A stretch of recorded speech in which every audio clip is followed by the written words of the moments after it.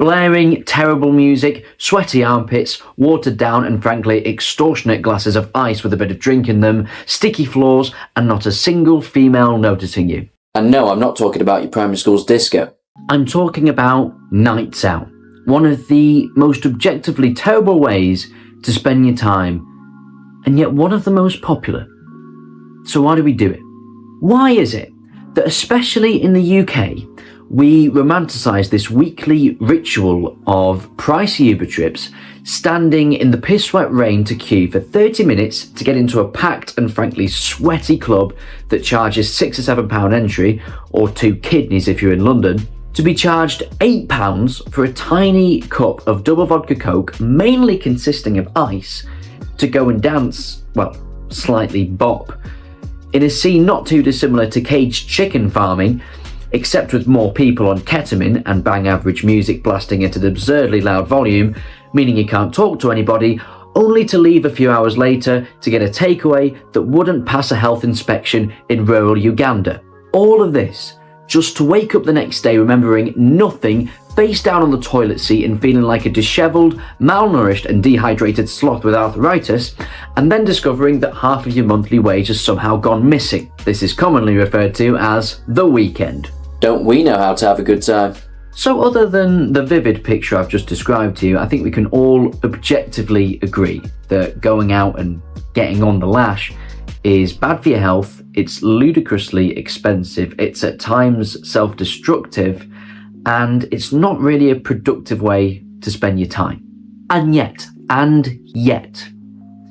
if done right, there's nothing in the world like a good night out. Here's why. Reason number 1 is no matter who you are, everyone needs at some point to blow off some steam. Due to often boring adult responsibilities like needing to pay for things, we force ourselves into an often very rigid and predictable life routine. And while this is usually a good thing in many ways, we as human beings, we yearn for things like adventure and spontaneity and danger. We're not designed to be bound at a desk all day, tapping our square keys onto our electronic screens so that things arrange themselves in a way that means we receive more online numbers for our electronic buying card. We are designed, especially as men, to be boisterous, to be ridiculous, and to play. We often look down on kids for being ridiculous and uncivilized, and in truth they are. But that's because they're way closer to their primal instincts than us. They're more present, they have more energy, and they're more curious, and they have way more fun because they play. They're spontaneous, they're free of responsibility, and they're free of societal expectations that we adults face. We're often expected to dress how we're told, behave how we're told, say all the politically correct things and be polite to the arsey customer that we're serving, and frankly, it's all just a bit much. And you know what? When you get to the end of the week, yeah, you can do some productive stuff, but a lot of the time, you just want to see your mates, get pissed, and just be an overall societal nuisance. It's good for your soul as a human being just to let loose and just free yourself from your responsibilities and just authentically, for a while, behave exactly how you want to behave and just not fear the consequences. It's exciting. Reason number 2 is memories. Life is a series of stories. Youth is fleeting. That's what makes it so precious. And at 40 years old, you can't just go out and have the mental night outs like every week, especially not if you're surrounded by young people, unless, you know, that's your thing.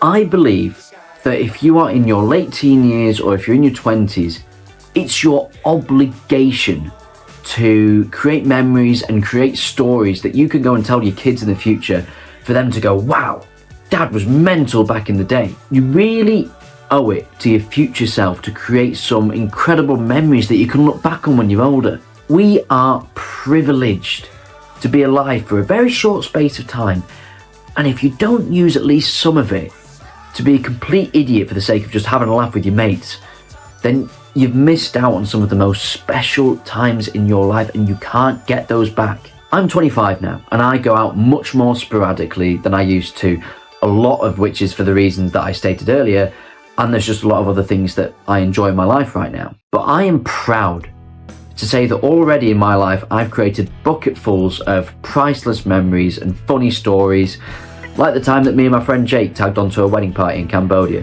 That was fun. And yeah, I've taken it too far before and I've made mistakes, but that's all part of the adventure and your development as a human being. Reason number 3 is meeting new people. Going on nights out is one of the most effective ways of meeting new people, and it's usually in a fun environment where you're both on the same wavelength. And let's face it, look, a massive reason why people go out is to pull a member of the opposite sex, or indeed same sex. And you know what? That's really exciting for single people. Dating apps are so terribly designed and so impersonal that they mostly just help us disconnect from each other. Whether you agree with it or not, when you're young, it just is exciting to go to a club where you've got the possibility of getting a neck on. That's the British term for kiss, by the way. Or having a one-night stand. It's largely the only environment where that can happen spontaneously. Not only that, but we've all stood in that smoking area where you've lost your mates and you stand there for about an hour having the best conversation with this random geezer whose name we never even asked for. We never even knew his name, but we knew his life story and we put the world to rights. And it's not just the clubs. When you're going over to a mate's house, maybe it's for pre-drinks or a house party, it's a perfect place to go and meet some mutual friends or some other people. It could be a partner, even a hookup, or a friend. Going to a night out and not knowing if on the other side of that night out there's a mate for life or a partner that's just waiting for you to meet them. That's exciting. That's really cool, and that's not trivial. Reason number 4 is that in the mayhem you find out who you are quite often. Because on nights out, you will be thrusted into all kinds of different situations, good and bad, that you would never encounter in your regimented, just sober life. And these experiences can be invaluable in just developing you as a person and making you a more capable and well-rounded, experienced human being. Sometimes it's stopping your mate from getting into a scrap, sometimes it's swallowing your nerves and braving the karaoke, and sometimes it's helping a very drunk Norwegian man who's lost his shoes and phone find his hotel. I also helped him find his shoes and phone as well. It was a whole saga. This is the beauty of a good night out. There's just always something interesting that happens. There's always just something spontaneous that you have to react to. You can't manufacture it, you can't force it. It just happens. That's the chaos of a night out. It will just throw up these organic and random situations that you have to react to, and there is no way of predicting the ridiculous things that can happen when you have hundreds and hundreds of drunk people all in the same vicinity. You're forced into making these split-second decisions like, do I go off with this girl but then I'll leave a mate on his own, or which one of us is taking one for the team and dragging Jake home because he's now become a mumbling corpse. It comes back to that spontaneity and adventure, and it's good for your soul, but it's also just good for your character as a human being to experience that stuff. Reason number 5 is the friendships. Like, I can't state this enough, that the most important factor in a night out is not where you go or necessarily even what you do, it's who you're with. The people you go out with are more important than anything else in this equation. I want to make it clear that if you go out with the wrong people who are just bad people and do things like consistently get you into fights or make you take stupid drugs that you don't really want to take, then not only are those people not really your friends, but nights out with them will consistently be terrible. And if you do that often enough and go out with those people often enough, it will probably gradually ruin your life. I am not talking about those people whatsoever. I'm talking about your boys or your girls who are just, they're ride or die. Like, they're out for a good time in the same way that you are, and you get to experience all of these things with them, and you just get up to the most ridiculous stuff. And what often happens is, and I've experienced this thankfully, is as a group, you grow this shared story of growing up together because you're experiencing the same things, and you get all these inside jokes and you have all these embarrassing stories to tell, you know, your mates' partners when you meet them. And when you go through tough situations, not even necessarily any fault of your own, sometimes it's, you know, the fault of you or your mate, when you go through these tough situations and you get through them and you look out for each other, you create really, really tight bonds. It's like backing each other up. If someone tries to start a fight with your friend, you create trust. Not that those situations are good or desirable, but sometimes they happen.